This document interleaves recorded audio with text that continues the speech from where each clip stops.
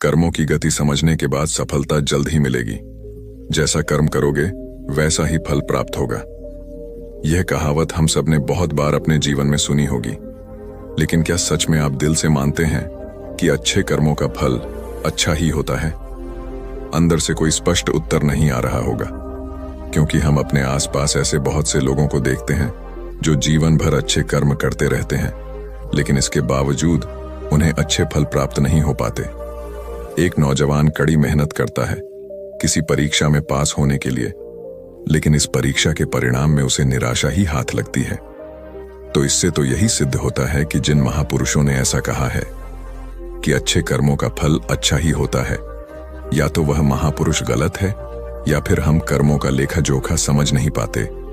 पर चिंता मत करिए, क्योंकि आज की कहानी सुनने के बाद कर्मों के बारे में आपकी सोच, आपकी दृष्टि एकदम स्पष्ट हो जाएगी।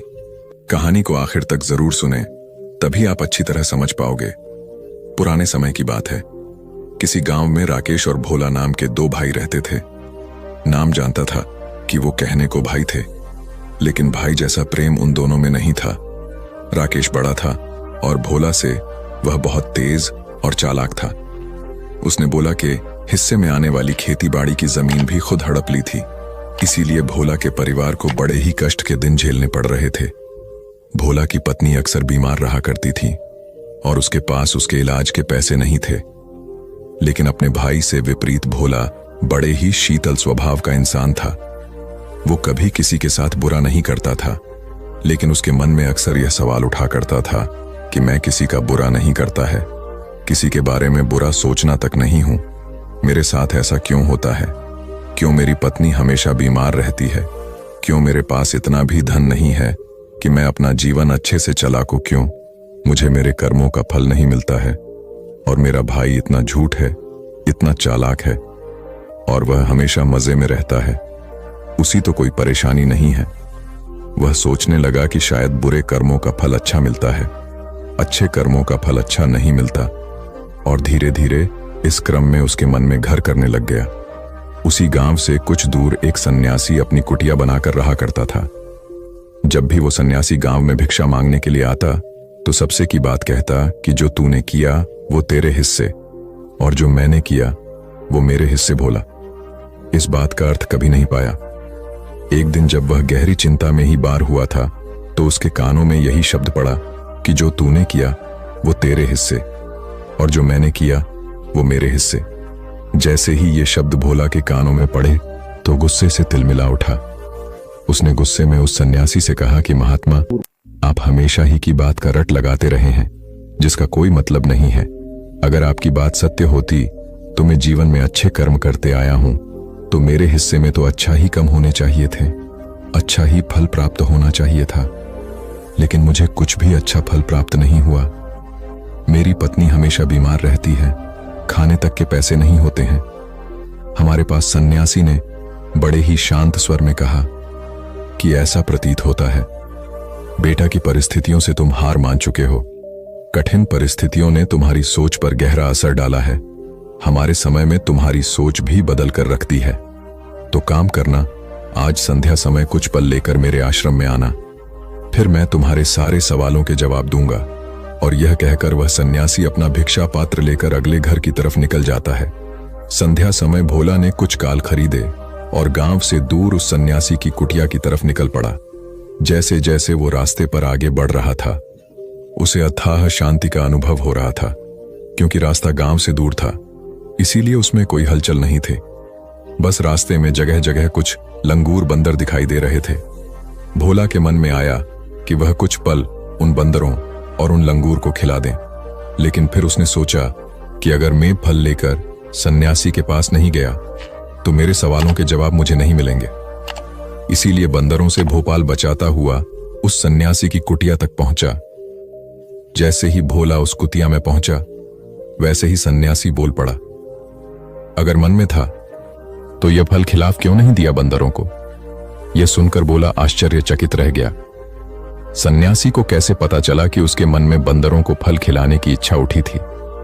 उसने पूछा कि महात्मा, आपको कैसे पता कि मैं बंदरों को फल खिलाना चाहता था?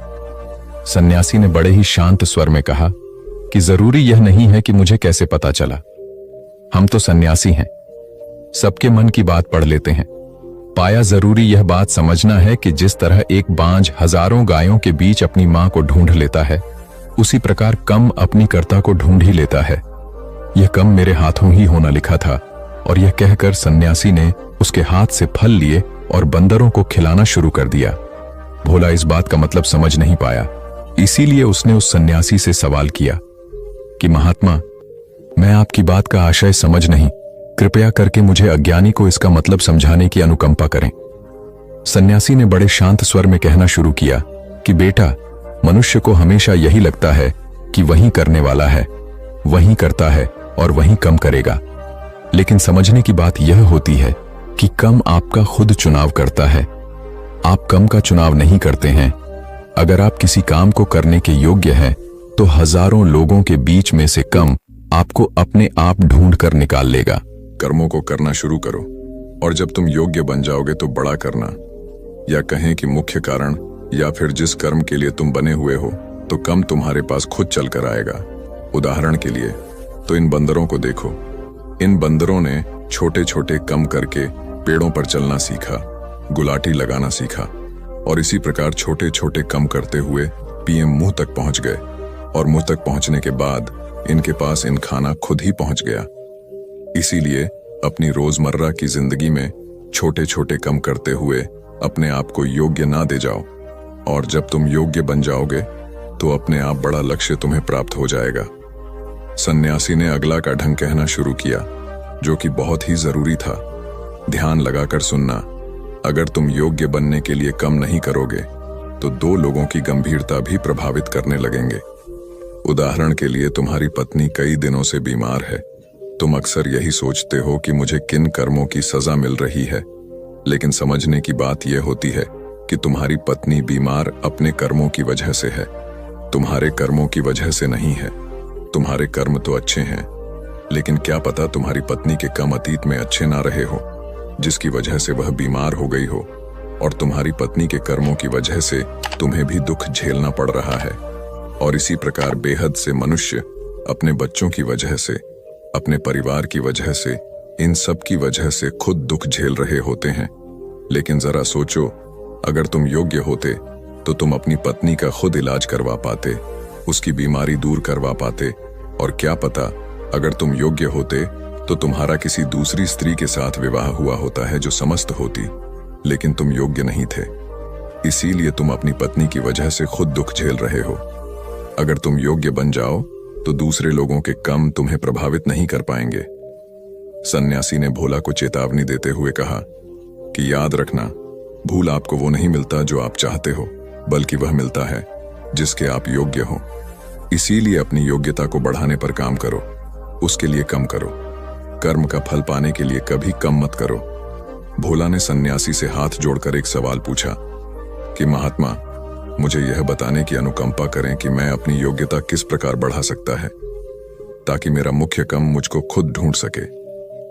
सन्यासी ने बड़े ही शांत स्वर में कहना शुरू किया कि बेटा, इसके लिए बड़े ही सरल सरल उपाय होते हैं। सबसे पहला उपाय है कम करके भूल जाओ। तुम जो भी कम कर रहे हो, आपने योग्य बनने के लिए उस काम को करने के बाद भूल जाओ। यह मत सोचो कि उससे तुम्हें क्या प्राप्त हुआ। इसीलिए कहा जाता है कि कर्म करो, फल की चिंता मत करो। अगर तुम फल की चिंता करोगे तो वास्तविकता में तुम कम कर नहीं रहे होगे। अक्सर मनुष्य की पीड़ा का यह एक बहुत बड़ा कारण होता है। वह सोचता है कि मैं कम तो अच्छे कर रहा हूं, लेकिन मुझे फल प्राप्त नहीं हो रही, और यही पीड़ा उसके मन को ठेस पहुंचाती रहती है, उसको अपने लक्ष्य से भटकती रहती है। किसी काम को करने के बाद अपना आकलन जरूर करें, लेकिन फल की चिंता ना करें। भोला ने सन्यासी से सवाल किया कि महात्मा, हम अपना आकलन कैसे कर सकते हैं? सन्यासी ने उत्तर दिया कि बेटा, जब भी तुम कोई काम पूरा करते हो तो काम पूरा करने के बाद खुद से यह सवाल पूछा कि क्या इस काम को करते समय तुम्हारा ध्यान इसी काम पर टिका हुआ था कि तुम्हारा ध्यान कहीं और भटक रहा था। इस तरह तुम खुद का आकलन कर पाओगे कि तुम कितने ध्यान के साथ उस काम को कर रहे थे, और जितने ध्यान से तुम किसी काम को करोगे, उतनी ही तुम्हारी योग्यता बढ़ती जाएगी। और अगर तुम या ही बस पूरा करने के लिए किसी काम को करते रहोगे तो उस काम से तुम कभी भी योग्य नहीं बन पाओगे। वो तो पूरा हो जाएगा लेकिन उसका फल में प्राप्त नहीं होगा। इसीलिए अपना आकलन इस प्रकार करो कि तुम्हारा ध्यान वहां पर टिका हुआ था या नहीं था, या तुम्हारे विचार तुम्हें कहीं बांट कर ले गए थे। और कोशिश करूंगी तुम्हारे विचार अगली बार जब तुम यह कर्म करो तो उसी कर्म पर टिके रहे।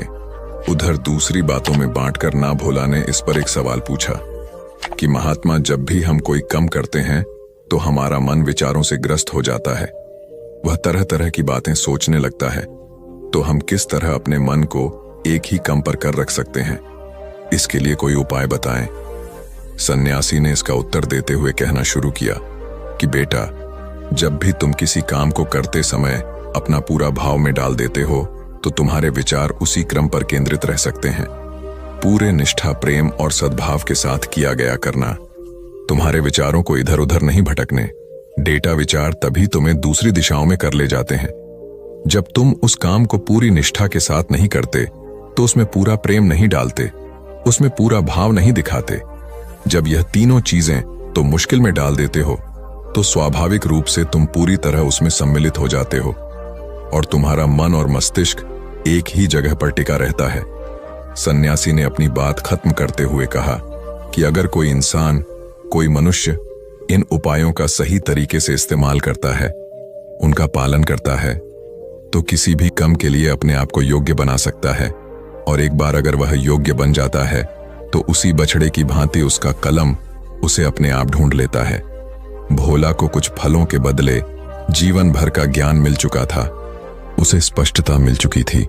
उसके सारे मन के सवाल खत्म हो चुके थे। उसने सन्यासी को प्रणाम किया और वहां से अपने घर के लिए निकल पड़ा। रात हो चुकी थी और रास्ते पर अंधेरा छाया हुआ था। वो इन बातों के बारे में विचार करता हूं, अपने घर की तरफ निकल पड़ता है। वहीं अब दूसरी कहानी की शुरुआत कुछ इस प्रकार होती है। हथियार हमारे शब्द है जो बिना किसी का खून बहाए लोगों को अंदर ही अंदर मार सकते हैं। हमारे शब्द हमारी ताकत हो सकते हैं, लेकिन यह हमारी सबसे बड़ी कमजोरी भी हो सकते हैं। अगर हमें नहीं पता कि कब, कहां और क्या और कितना बोलना है, यदि हम सही समय पर सही इरादे के साथ सही शब्दों का प्रयोग करते हैं तो यह हमें एक सफल व्यक्ति बनाता है। लेकिन अगर हम सही समय पर सही इरादे से सही शब्दों का इस्तेमाल नहीं करते तो यह हमारे जीवन को नर्क से बदतर बना सकता है। तो दोस्तों, आज की स्टोरी के माध्यम से मैं आपको बताने वाला हूं कि चुप रहकर कैसे हम अपने जीवन को बदल सकते हैं। जापान में एक बेहद ही प्रसिद्ध बौद्ध भिक्षुक रहा करते थे। उनका नाम पर ईसाई था। पिसाई अकेले रहते थे। दुनिया के शोर शराबे से दूर जंगल में वो रहते थे और वह बड़े ही ध्यानी और प्रभु भक्त व्यक्ति थे। इसलिए वह पूरे जापान में बहुत अधिक प्रसिद्ध थे। एक दिन एक ना एक राजकुमार इसके पास आया और बोला कि प्रिय मित्रों, मैं हमेशा थका हुआ, निराश और परेशान महसूस करता हूं। मेरा मन शांत रहता है। हालांकि मेरे पास सब कुछ है, दौलत, शोहरत, सुख, सुविधा। हर व्यक्ति चाहता है या पाने की इच्छा करता है, लेकिन फिर भी मेरे अंदर इतनी अशांति और चिंता क्यों है? देसाई ने उसकी बात बहुत ही ध्यानपूर्वक सुने और कुछ सोचने के बाद कहा, तुम इस प्रश्न का उत्तर जानते हो, बस तुमने कभी इस प्रश्न को हल करने की कोशिश नहीं की है। परेशानी ने आगे कहा, मैं एक रिसर्च करना चाहता है, क्या तुम मेरा साथ उसमें दोगे? इस रिसर्च के बाद तुम्हारे जीवन में किसी भी तरह की अशांति और चिंता नहीं रहेगी। यह बात सुनकर राजकुमार बेहद हैरान था। उसने कहा, बताइए मुझे क्या करना होगा? अपने मन की शांति के लिए मैं कुछ भी करने को तैयार है। राजकुमार की इन्हीं बातों को सुनकर भिक्षु ने कहा, तो फिर आप अगले 15 दिन के लिए मेरे आश्रम में रहोगे और एक सामान्य व्यक्ति की तरह अपना जीवन व्यतीत हो गए। और इन 15 दिनों में तुम अकेले और चुपचाप रहोगे, जितना हो सके कम बोलोगे। राजकुमार उस भिक्षु की बातें सुनकर सहमत हो गया। पहले दिन राजकुमार को लगा कि उसका मन सामान्य से अधिक अशांत और विचलित है। उसके मन में तरह तरह के विचार आ रहे हैं और वह आम लोगों की तरह जीवन जीने में असहज महसूस कर रहा है। उसे अंदर से बोलने की इच्छा हो रही थी, लेकिन वह चुपचाप रहा। उसके मुंह से एक भी शब्द नहीं निकले। वह चुपचाप बैठा रहता। लेकिन रात होते होते हैं उसे अंदर ही अंदर शांति का अनुभव होने लगा। उसके लिए यह अनुभव अजीब था। वह खुद से पूछ रहा था कि वह अंदर ही अंदर इतना खुश क्यों है और उसकी आंतरिक बेचैनी और चिंता कम क्यों होने लगी है। अगले दिन राजकुमार अकेला चुपचाप बैठा रहा और वहां प्रकृति को निहार रहा। वह पौधों को, फूलों को, आकाश में उड़ रहे पक्षियों को, वह अपने जीवन में पहली बार यह अद्भुत दृश्य महसूस कर रहा था कि उसके पास कितनी सुंदरता है। वह दिन भर प्रकृति की सुंदरता को निहारता रहता और उसकी ताजगी महसूस करता रहता। इसी तरह से 10 दिन बीत गए और उसके मन की सारी बेचैनी, सारी हलचल, सारी उत्तल पुथल और सारा तनाव गायब हो गया। 11वें दिन की सुबह राजकुमार फिर से एकांत में बैठ गया और कुछ ही मिनट में उसकी आंखें अपने आप बंद हो गईं और वहां गहरे ध्यान में चला गया। वह पूरे दिन वहीं पर आंखें बंद करके बैठा रहा और गहरे ध्यान में डूबा रहा। ना कोई शब्द, ना कोई चिंता। राजकुमार भीतर से असीम शांति और आनंद से भर गया। राजकुमार अपने बाकी के 4 दिन इसी तरह गहरे ध्यान में व्यतीत करने के बाद 15 दिन बाद रिसाइकल के सामने प्रस्तुत हुआ और एसआई को प्रणाम करके बोला, प्रिय भिक्षु, मुझे उत्तर मिल गया कि मेरे मन में इतनी उथल पुथल और चिंता क्यों थी।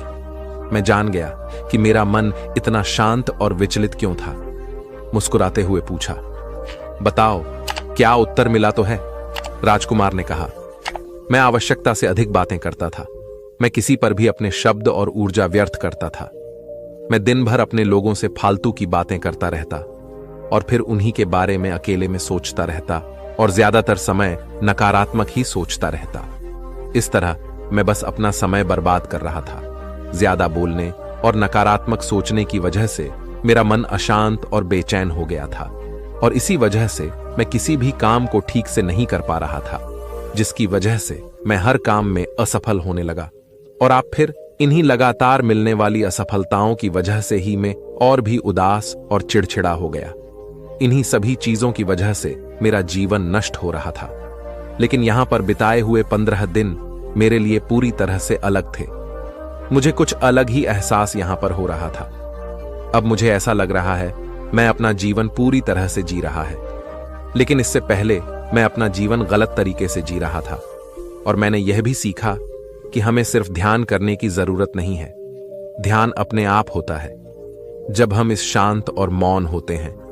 ध्यान के पिछले कुछ दिनों के दौरान मैंने जो पहली चीज सीखी है कि मनुष्य के जीवन के सबसे महत्वपूर्ण घटना स्वयं को जानना है। यह सुनकर एसआई ने कहा, सिर्फ तुम ही नहीं, दुनिया में ज्यादातर लोग जरूरत से ज्यादा बोलते हैं। आज भी लोग ज्यादातर समय केवल एक दूसरे को नीचा दिखाने के लिए ही बोलते हैं। कुछ लोग ना चाहते हुए भी बातें करते हैं, अपना जीवन बर्बाद कर लेते हैं। पिचाई ने राजकुमार को चुप रहने का महत्व समझाते हुए कहा, एक बार गौतम बुद्ध से उनके शिष्यों ने पूछा, प्रिय अबोध, आप ज्यादातर समय चुप क्यों रहते हैं? बुद्ध ने कहा, क्योंकि चुप रहने से व्यक्ति अंदर से अनंत शांति की गहराइयों में होता हूं। किसी के भी मन की बातें जानने के लिए 3 तरीके होते हैं, लेकिन इन तीनों तरीकों को समझना अति आवश्यक है। यदि आप इन 3 तरीकों को समझ लेते हैं तो आप किसी के भी मन की बातें बड़ी ही आसानी से जान सकते हैं। बहुत समय पहले की बात है, एक छोटा सा गांव था। उस गांव में 2 भाई रहा करते थे। बड़ा भाई अंधा था और इसलिए वह हमेशा घर पर ही बैठा रहता था और छोटा भाई खेती किया करता था। लेकिन खेतों में अत्यधिक जानवर आने से पूरी फसलें नष्ट हो जाती थीं, जिनके कारण छोटा भाई बहुत ही ज्यादा परेशान हो चुका था। एक दिन उसे एक तरकीब सूझी। उसने सोचा, खेतों में से इन जानवरों को भगाने के लिए क्यों ना मैं अपने बड़े भाई की मदद ले लो।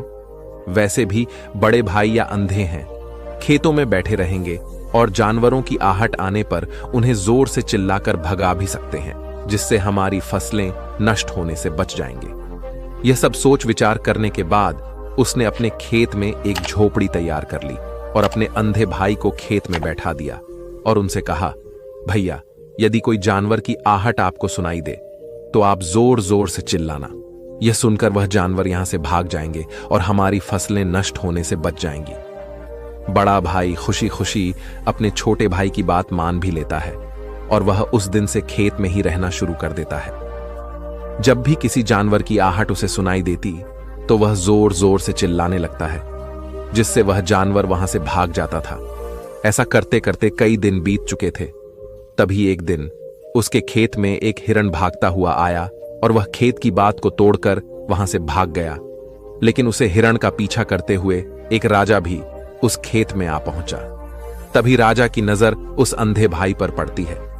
राजा उस व्यक्ति से कहता है, देखो, मैं यहां पर एक जानवर का पीछा करते हुए आया हूं, क्या तुमने उस जानवर को यहां पर देखा है?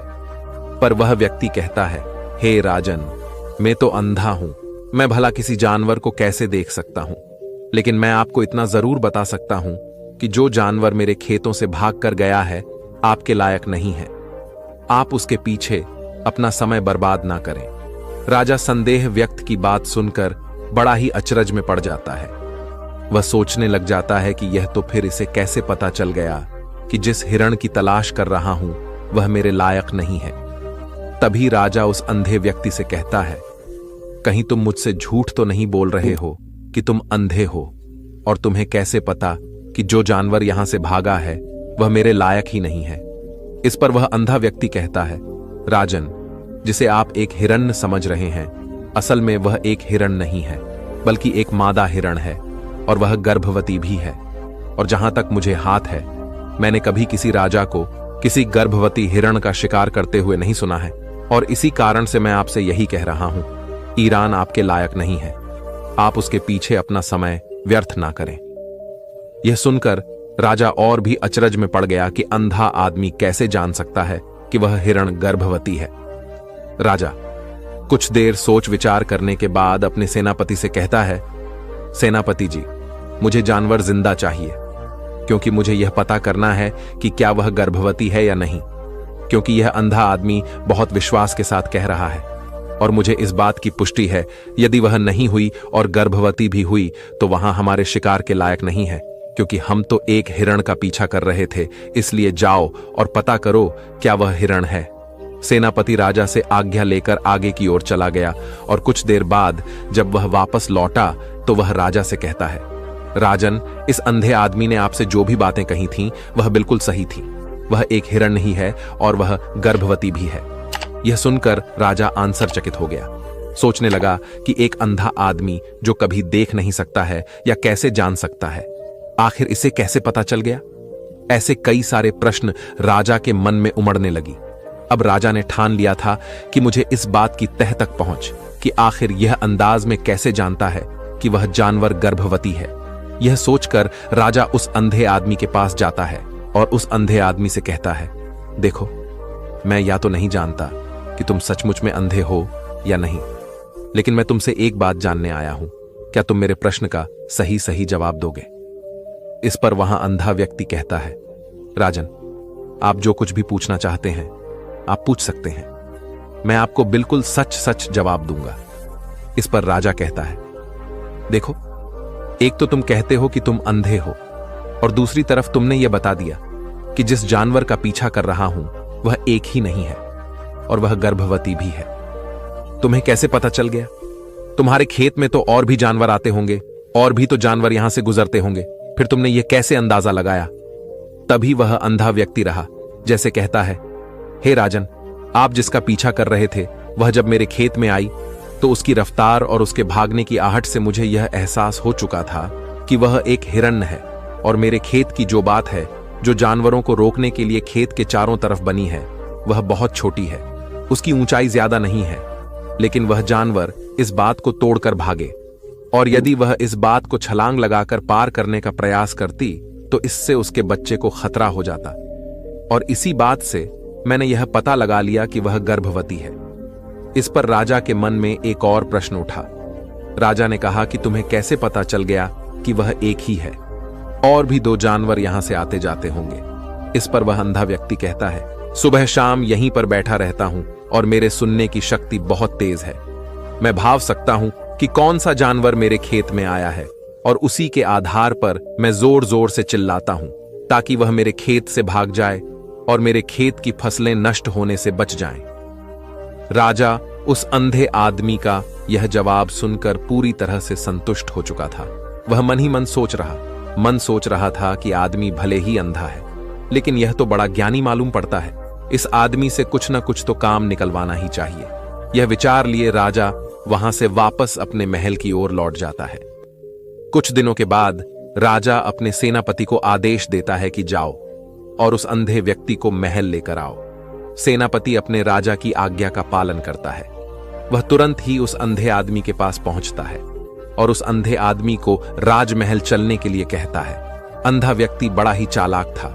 वह समझ चुका था कि राजा जरूर मुझे कुछ न कुछ काम सौंपने वाले हैं और वहां काम मुझे मुसीबत में डाल सकता है।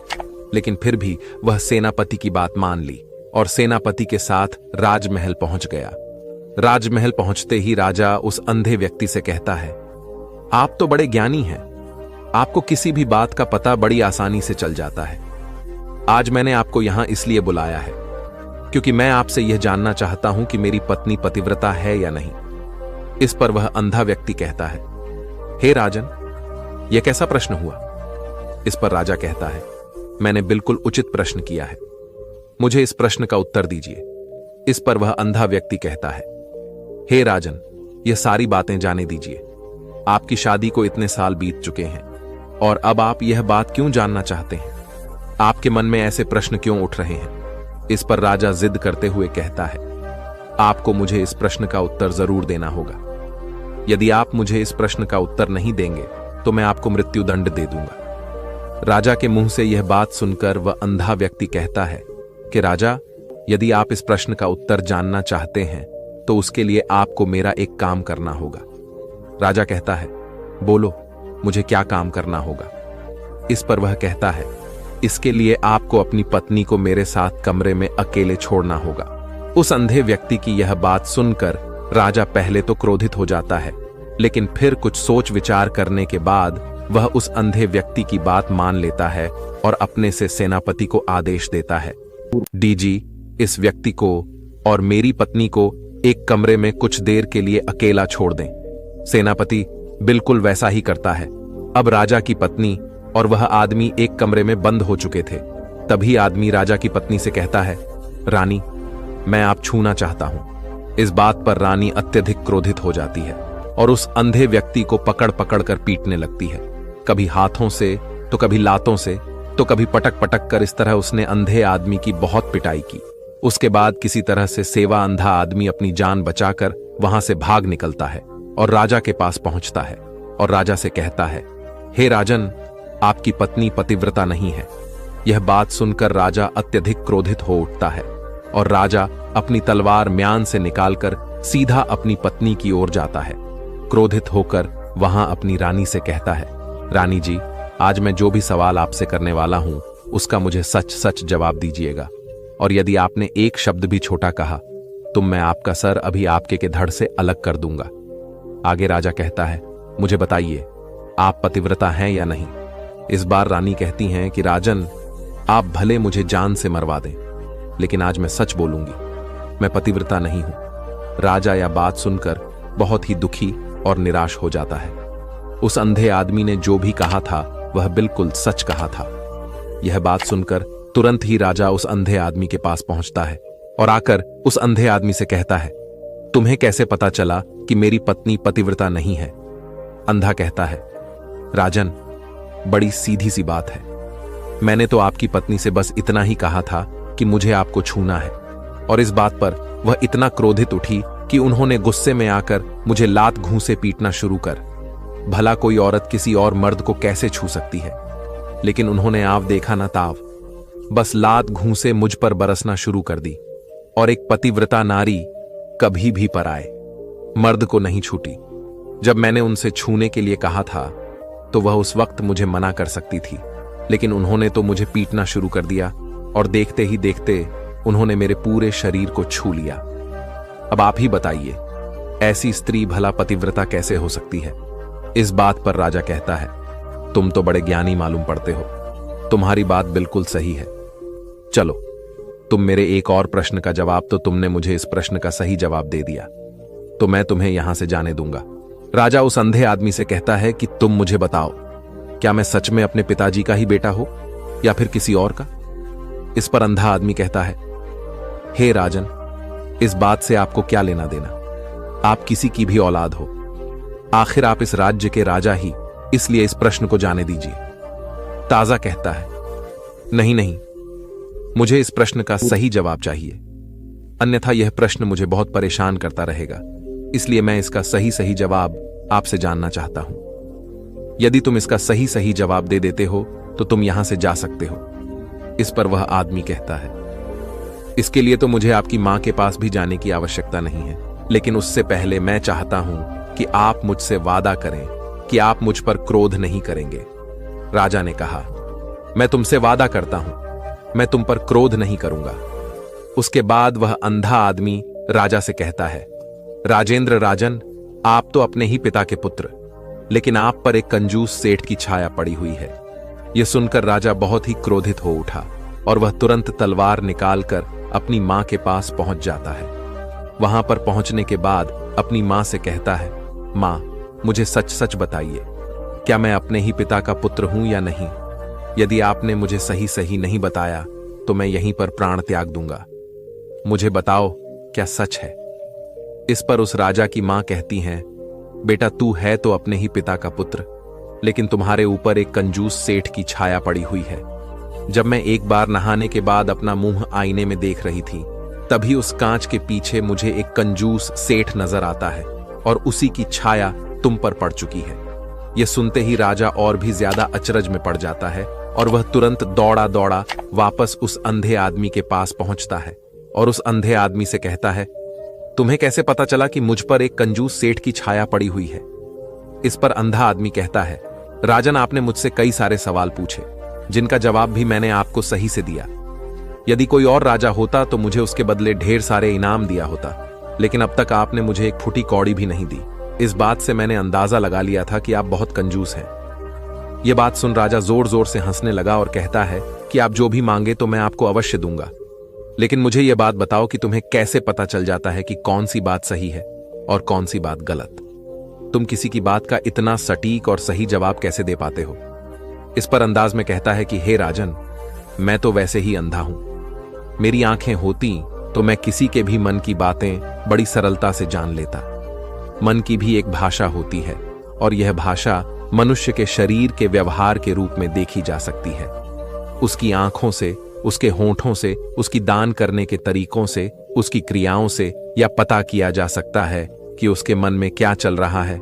उसके आधार पर हम किसी के भी मन की बातें जान सकते हैं, लेकिन मैं तो जन्म से ही अंदाज में मैं देख नहीं सकता है, इसीलिए मैं क्रियाओं से देखता हूं। यदि मुझे कोई बात जाननी होती है तो अगले आदमी को मुझे कुछ काम देना पड़ता है, जिस पर वह व्यक्ति किस तरीके से उस काम को करता है, उसके आधार पर ही मैं यह पता लगा पाता हूं कि आखिर उसके मन में क्या चल रहा है।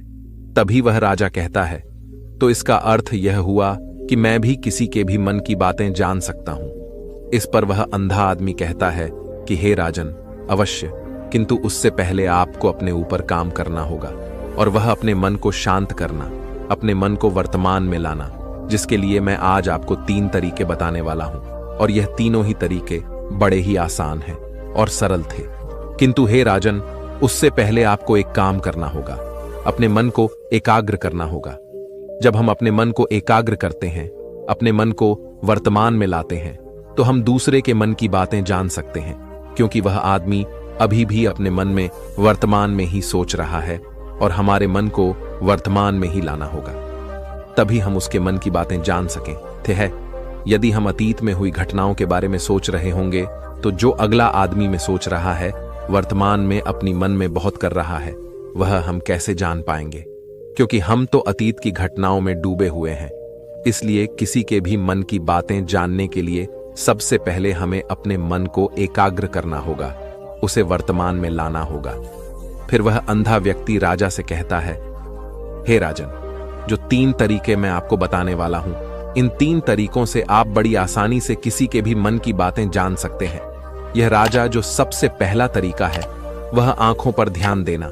किसी व्यक्ति से बात करते हुए उसकी आंखों में देखना, उसकी आंखों पर ध्यान देना ज्यादा जरूरी है, क्योंकि आंखें बोलती नहीं और बहुत कुछ कह जाती है।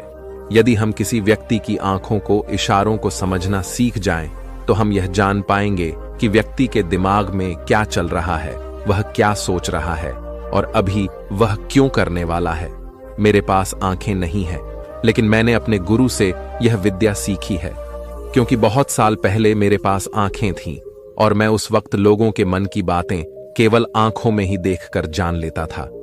इसलिए यदि आप भी दूसरों की बातें जानना चाहते हैं तो आपको भी उनकी आंखों पर और करना होगा, जैसे कि वह कब और कहां किधर देख रहे हैं, वह आंखों को इधर उधर घुमा रहे हैं या फिर उसकी आंखें खुश नजर आ रही हैं और फिर आंखों में कहीं निराशा तो नहीं है, जैसा कि एक चोर होता है। उसकी आंखों में जब हम देखते हैं तो हमें यह पता चलता है कि अगला आदमी ने कोई गलती की है। उसी प्रकार जब हम किसी चालाक व्यक्ति की आंखों में देखते हैं तो आपको पता चलेगा कि उसकी आंखों में चालाकी होती है। यह एक बहुत ही सीधा और आसान तरीका होता है। यदि आपको यह पता लगाना है कि सामने वाला व्यक्ति आपसे झूठ कह रहा है या फिर सच कह रहा है, तो आपको उसकी आंखों में ध्यान देना अति आवश्यक होता है।